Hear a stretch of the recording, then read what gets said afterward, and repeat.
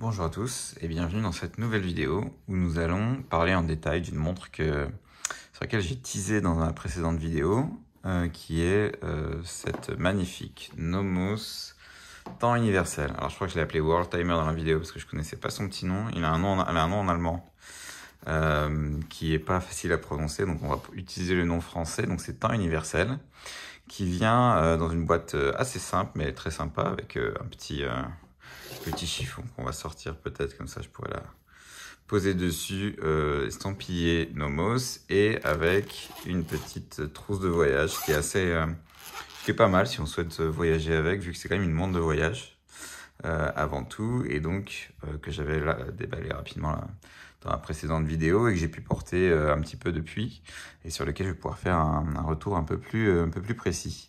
Donc dans la boîte, enfin en tout cas dans l'étui, qu'est-ce qu'on a? On a deux choses, trois avec la montre.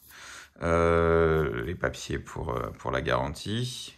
Alors c'est un prêt, donc c'est pas la mienne, donc ça ne m'intéresse pas trop. Un petit outil qu'on dévisse et on verra ensuite à quoi ça sert, mais qui sert au réglage de la montre. Enfin, réglage, ouais, on va pas la régler souvent avec cet outil, mais en tout cas lorsqu'on en a besoin, en tout cas c'est fourni avec et c'est assez sympa. Et ensuite la montre qu'on détache comme ça, et la voici. Donc je vais passer un petit coup de... Normalement j'avais déjà fait ça, mais voilà, je vais éviter qu'on ait des traces de doigts à l'écran. Et donc voilà cette montre qui est vraiment superbe. J'avais toujours eu un coup de cœur dessus, donc je suis très content que Nomos ait pu me la prêter pour pouvoir juger de mes propres yeux, puis l'essayer quelques jours. Alors, comme vous l'avez vu, cette montre, alors je vais peut-être zoomer un peu, hop là. Cette montre a une particularité, c'est que c'est une montre à complication avec un temps universel, et donc qui peut donner l'heure dans deux fuseaux horaires différents. Comment ça fonctionne? C'est assez simple, hein. On a l'heure classique, qui est l'heure de la maison, entre guillemets. Donc là, on est sur le fuseau horaire de Berlin, parce que qui est le même que Paris en fait, mais vu que c'est une marque allemande, bon, ils ont plutôt mis Berlin. Donc on est sur le bon fuseau horaire, l'heure qui est affichée avec les grandes aiguilles, qui sont d'ailleurs très jolies, hein, qui sont un peu biseautées, et celle de la maison. Et puis on a un deuxième guichet qui se trouve à 3 heures, comme vous pouvez voir, avec une petite maison et un petit disque qui indique quasiment 14 heures. Et comme on peut voir, il est 14 heures sur les grandes aiguilles et 14 heures aussi sur ce disque. Ce qui se passe, c'est que quand je vais donc cliquer sur le poussoir ici, qui est d'ailleurs très satisfaisant à cliquer, on va faire tourner le disque sur lequel on a les noms des villes dans le monde, et ça va faire bouger les aiguilles principales sans faire bouger l'aiguille, enfin l'indicateur de temps de l'heure à la maison. Donc là, on va aller par exemple à Dubaï. À Dubaï, il est en ce moment 5 heures de l'après-midi, et sur la maison, on peut voir qu'il est toujours midi. Et en fait, il sert à ça, ce petit outil, pour régler l'heure à la maison, entre guillemets, qui ne doit pas changer souvent, hein. Il ne doit changer que 2 fois par an, donc on n'a pas besoin de le régler trop souvent. Mais voilà, en appuyant en fait sur ce petit, en pressant ici, ça nous permet de régler au mieux 7 heures à la maison. Et ensuite, on n'a plus qu'à appuyer sur le pressoir avec le petit bruit, qui est assez satisfaisant. D'ailleurs, je ne sais pas si on voit quelque chose s'activer derrière. Ah, peut-être pas. Non, malheureusement, on ne voit pas. Mais voilà, qui est vraiment très satisfaisant, qui est sympa, surtout si vous voyagez ou si vous avez des amis, un travail qui fait que voilà, vous devez être connecté avec une autre partie de la Terre. En fait, ça permet assez facilement de voir 2 heures en même temps. Et voilà, là, à Mexico, il est par exemple, du coup, il est 19 heures bientôt. Ou plutôt 7 heures du matin, ouais, il est plus tôt. Il est bientôt 7 heures du matin, voilà. 8 heures à New York, enfin bref, c'est assez plaisant. Et d'ailleurs, c'est ce que j'aime bien avec cette montre, c'est qu'on en vient à jouer avec ça un peu de temps en temps, un peu pour faire je sais pas, passer le temps, hein. C'est un peu comme je sais pas, une petite balle qu'on presse. Et c'est assez sympa. Maintenant, un peu plus de détails sur la montre en tant que telle. Alors, elle est assez grande, mais ça ne choque pas trop. Alors, je vais dézoomer un petit peu, voilà. Assez grande, mais ça ne choque pas trop parce qu'en fait, le cadran est assez occupé, comme vous pouvez voir. Il y a pas mal de choses, hein. On a à la fois les aiguilleurs et minutes, la petite seconde avec la trotteuse qui tourne sur le petit cadran en bas. On a le disque secondaire avec toutes les villes du monde, et on a aussi l'autre disque qui indique lui l'heure à la maison. Donc forcément ça occupe beaucoup le cadran, et donc elle ne paraît pas grande. Maintenant en termes de taille, elle fait, alors je vais la passer au poignet, elle fait 40 mm, ce qui est assez grand pour Nomos. Je pense pas qu'ils aient beaucoup de montres qui fassent cette taille là, plutôt tendance à faire des cadrans plus contenus.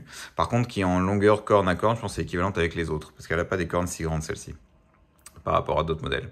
Donc voilà ce que ça donne. Moi j'ai plutôt un petit poignet, hein. J'ai un poignet de 16,5 mm, 16,5 cm, ouais. Et donc ça, je trouve que ça va. Moi ça me choque pas en termes de taille.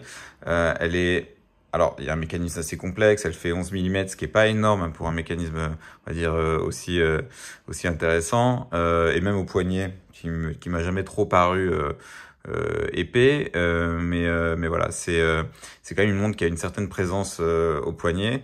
Je crois que j'ai le bracelet en taille S, et en fait c'est même pas assez petit, parce qu'en fait comme vous pouvez voir, je trouve que moi j'aurais préféré qu'il soit un peu plus serré, parce qu'il y a un peu trop de jeu. Je pense que on est sur des gabarits allemands, on va dire.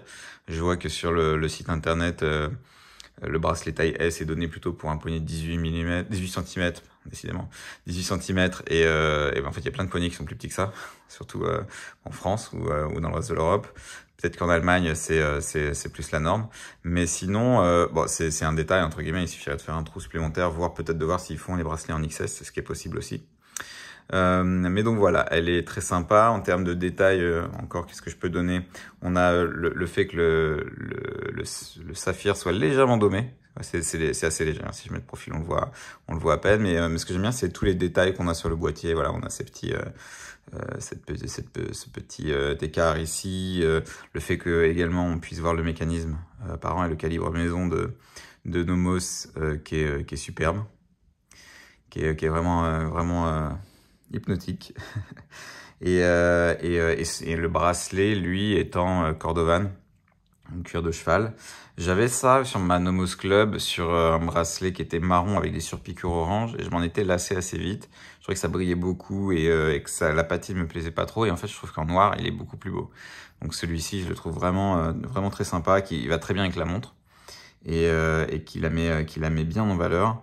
Et ça reste une montre discrète, hein, malgré voilà, le fait qu'elle ait des complications assez rares, et en plus la manière dont ils l'ont fait assez unique. Ça reste une montre assez discrète. Elle est disponible, donc là elle est en blanc, je crois qu'elle coûte 4 700 €, j'ai regardé tout à l'heure.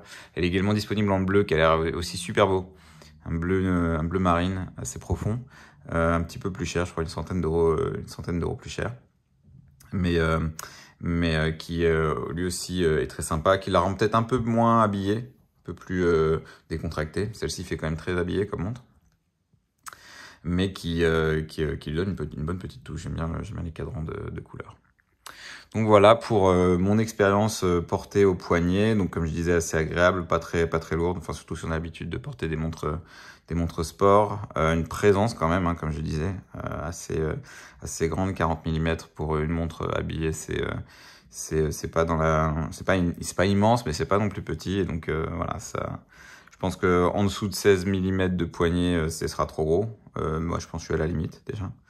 Mais sinon, voilà, grand plaisir de l'avoir découverte, et très content que Nemos ait pu me la prêter. Je vais devoir la renvoyer. Donc, ce sera ma dernière vidéo avec cette montre, sauf si un jour je me fais plaisir et je la fais entrer dans ma collection, ce qui serait pas impossible, mais bon, c'est pas un projet à court terme. Si vous avez des questions sur cette montre, n'hésitez pas en commentaire, j'essaierai d'y répondre, et à très bientôt pour une autre vidéo, pour une autre montre Nomos.